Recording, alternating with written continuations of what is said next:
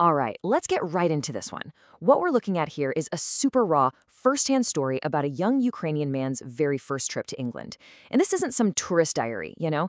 This is a really personal account of leaving home, maybe for good, pulled straight from his own memoir. And boom, right out of the gate, this is how his journey starts. Not with a hug, not with a "we'll miss you," but with these words from his own father. Right from the jump, you can feel the incredible emotional weight of this whole thing. This isn't just a trip, it's an escape, and it's starting on a really, really sour note. So yeah, that quote pretty much sets the stage, right? This isn't your typical farewell scene at all. We're going to start with the departure itself because it's messy. It's packed with all these conflicting emotions and some seriously complex family stuff going on. And check out this contrast. I mean, it's just wild. On one hand, you've got his mom, heartbroken, crying her eyes out. And then his dad, he's actually happy about it. The narrator says his father smells of money, like he's already seeing the financial upside of his son leaving. Can you even imagine the tension in that room? Then the scene moves to the bus station, and the goodbyes just keep getting more interesting. His godfather, who happens to run a correctional colony, gives him his own watch. A buddy who's been to England before shows up with a pack of condoms, telling him, hey, these are crazy expensive over there. Even his class elder, the one who used to help him cheat on tests, is there to see him off. It's like his whole past is standing there on that platform. Okay, so the goodbyes are over, and now the real journey begins. But if you're thinking this is going to be some quiet, thoughtful bus ride across the continent, think again. This thing is a long, chaotic, and just plain wild ride. So here's the path they're taking. They're on this double-decker bus jammed with students heading out of Kyiv. First stop, the Polish border. And of course, by this point, everyone's already pretty drunk. So you've got this stern border guard coming on to check passports. Somehow, they get through, and the party bus just keeps on rolling west. And this really paints a picture of what it was like inside that bus. It was basically a party on wheels. I mean, the narrator talks about students literally chucking empty bottles out of the top hatches while they're flying down the German Autobahn. Just total chaos, you know? A mix of cheap booze and that what's next kind of excitement. And then you get this moment, which is just, wow. So a couple of English passengers on the bus complain about all the noise. And the student's response? It's not, oh, sorry about that. Nope. They just start shouting back at them, Hitler kaput.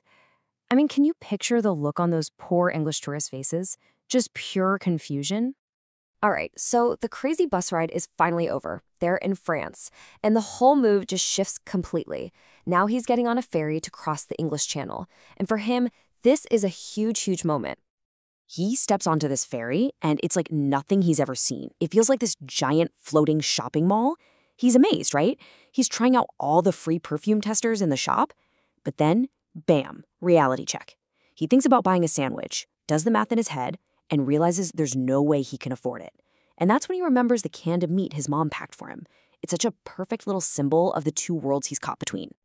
And then this happens. He walks out onto the deck of the ship, and for the very first time in his entire life, he sees the open sea. He talks about the horizon just bobbing up and down, and this wave of awe and, honestly, fear just hits him. He feels so small, like a tiny bug. This is really the emotional peak of the whole trip so far.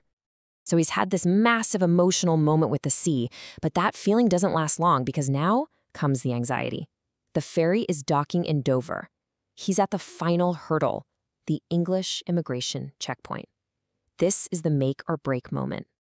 You gotta put yourself in his shoes here. The tension is just thick. He's standing there in front of an immigration officer, and he barely speaks a word of English.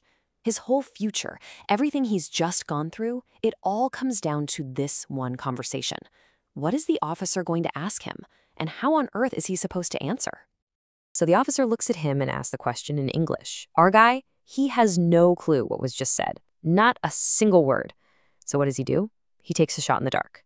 He says the one English word he's totally confident in. Yes.